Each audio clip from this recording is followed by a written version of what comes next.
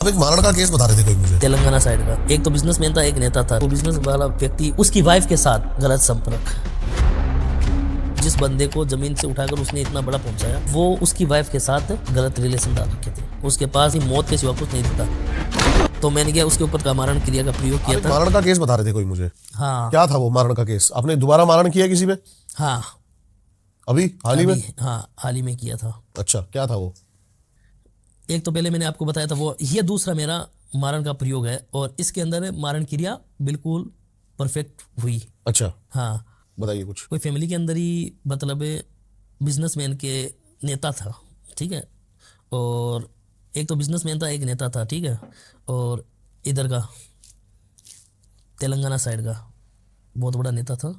और उसने क्या किया कि जो बिजनेसमैन वाला आदमी है उनके साथ उनके अच्छी खासी दोस्ती थी, लेकिन वो बिजनेस वाला व्यक्ति उसका पूरा भेद जानता था, घनिष्ठ मित्रता की तरफ से, ठीक है।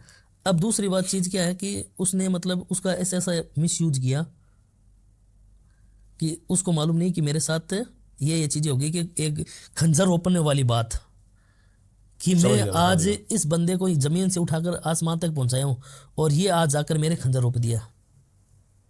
खंजर रोपने वाली बात ये आ गई कि उसकी फैमिली में उसकी वाइफ के साथ, समझ गया मैं, गलत संपर्क। क्योंकि एक बात बताऊं कि जब आदमी उच्च कोटि में चलना स्टार्ट होता है, उच्च कोटि का मतलब है अगर ऊंचाई छूना स्टार्ट करता है ना, तो वो अपने परिवार को भूल जाता है इंसान। औरत अपनी क्या कर रही है, माँ बाप अपना क्या, वो सिर्फ हवस, पैसों का हवस के अंदर चलता है। उसका फ़ायदा क्या है, उसके आसपास के लोग उठाते हैं। या तो उसका अजीज मित्र होगा वो उठाएगा, या उसके कोई पारिवारिक का होगा। तो वही चीज़ उसके दोस्त ने उसके साथ किया, जिस बंदे को ज़मीन से उठाकर उसने इतना बड़ा पहुंचाया और वो उसकी वाइफ के साथ गलत रिलेशन डाल रखे थे। जब उसको मालूम हुआ तो उसका मतलब यही था कि मैं इसको सर्वनाश करूं। आज वो चीज़ है तो वो डायरेक्टली मेरे पास आए, गाड़ी लेकर आए थे और आने के बाद में मेरे से बातचीत की और मेरे को ऐसा रीज़न लगा कि हाँ, मेरे को यहाँ कहीं ना कहीं ये चीज़ करनी चाहिए।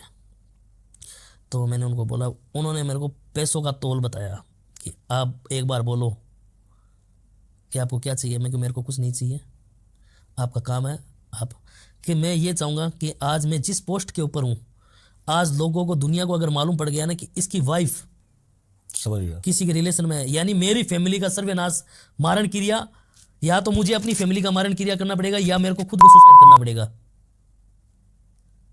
तब क्या मेरे को उचित लगा कि इस बंदे ने इस जमीन को इस बंदे से उठाया। और दूसरी बात क्या है कि जब सब कुछ उसको दिया है और उसकी फैमिली के साथ ये हो रहा है। आज एक बार बताओ, बड़ा बहुत बड़ी पोस्ट के ऊपर अधिकारी पहुंचा हुआ, जब उसकी अगर उड़ती है तो कैसे उड़ती है, उसके पास यानी मौत के सिवा कुछ नहीं दिखता। तो मेरे को उचित लगा कि 100 लोगों का जीवन बचने से अच्छा है एक की मौत। आपने पिछली बार भी इतनी बेबाकी से बताई थी ये किस्सा, हाँ, पर इस बार भी तो मैंने क्या उसके ऊपर तंत्र का मारण क्रिया का प्रयोग किया था और वो मतलब कितने दिन में? 21 दिन की प्रथा थी। 21 दिन के अंदर सारा सब कुछ हो जाता है। मैं इतना डीपली नहीं जाऊंगा। मैं जानना चाहूंगा कि जब आप किसी के ऊपर मारण करते हो तो उसके सिम्टम्स उसके जीवन में क्या मैं बताऊं, देखो एक चीज़ ये है कि अगर मैं किसी का मारण क्रिया कर रहा हूँ या कोई भी चीज़ कर रहा हूँ ना, तो वो मेरे कर्मों के अंदर भाग में जुड़ा हुआ था कहीं ना कहीं से। यानी एक तरीके से अगर नॉर्मली जीवन से सोचें तो मैं किसको मारण करने का मेरा कोई अधिकार नहीं है, ठीक है। और मेरे पास ऐसी क्या चीज़ है जो मैं उसके ऊपर मारण कर दूं? मैं कोई भगवान थोड़ी हूँ। लेकिन भगवान ने क्या पिछले जन्मों के अंदर मेरे को इस प्रकार से बनाया हुआ है कि तू जाकर अगले जीवन के अंदर ऐसे कर्मों से जुड़ेगा और ऐसे बनकर और इन लोगों का भला करेगा या इन लोगों का तू बुरा करेगा। तो मैं अगर मेरे हाथों से अगर किसी का कोई काम हो रहा है, सही हो रहा है, तो पिछले जन्मों से जुड़ा हुआ है। अगर बुरा हो रहा है तो मैं इस जन्म में अपने कर्म जोड़ रहा हूँ, अगले को मेरे को अगले जन्म में भुगतने के लिए मैं तैयार रहूँगा। हर जीवन के अंदर हर कर्मा की प्रकृति चलती है। एक देखा नहीं कि आप एक गरीब लोग का व्यक्ति जिसके घर में 5 पुश्तैनियों से गरीब है और एक बच्चा ऐसा पैदा होता है कि वो सारे लोगों को करोड़पति बना देता है, राजा बन जाता है, वो पूरी दुनिया के ऊपर राज करता है। वो क्यों करता है राज?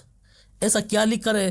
क्योंकि कर्मा तो जुड़े हुए इसके माँ बाप के हैं, रेखा उनके माँ बाप की आई है, माँ बाप के हाथों से 5 पीढ़ियां उनकी भूखी आकर और वो आकर फिर दुनिया पर राज कर रहा है। तो उसका क्या है, कर्मों से जुड़ा हुआ है कि तू 5 पीढ़ी के बाद में वहां जाएगा और वहां जाकर तू इस दुनिया के ऊपर राज करेगा, तेरा राजयोग में बनाऊंगा। तो वो 5 पीढ़ियों का कर्मा उसके साथ धीरे धीरे जुड़ना स्टार्ट होता है। बहुत बढ़िया। तो मैं अगर इस जन्म के अंदर अगर कोई काम कर रहा हूँ ना, अगर सही कर रहा हूँ तो मेरे को पिछले जन्म का बकाया है तो मैं सही कर रहा हूँ। अगर मैं भुगतने के लिए तैयार हूँ तो इस जन्म के अंदर कहीं ना कहीं मेरे से गलती हो रही है, तो वो अगले जन्म में भुगतने के लिए तैयार होगी। हर पीढ़ी दर वो बोलते हैं ना, कोई जीव बन रहा है, कोई बकरा बन रहा है, कोई क्या बन रहा है, कोई जानवर बन रहा है। तो जैसा कर्म करोगे वैसा फल पाओगे। बहुत ही धन्यवाद आपका आने के लिए एक बार फिर से, जय श्री और राम। बहुत ही मजा आया आपसे बात करके एक बार फिर दोबारा। हाँ।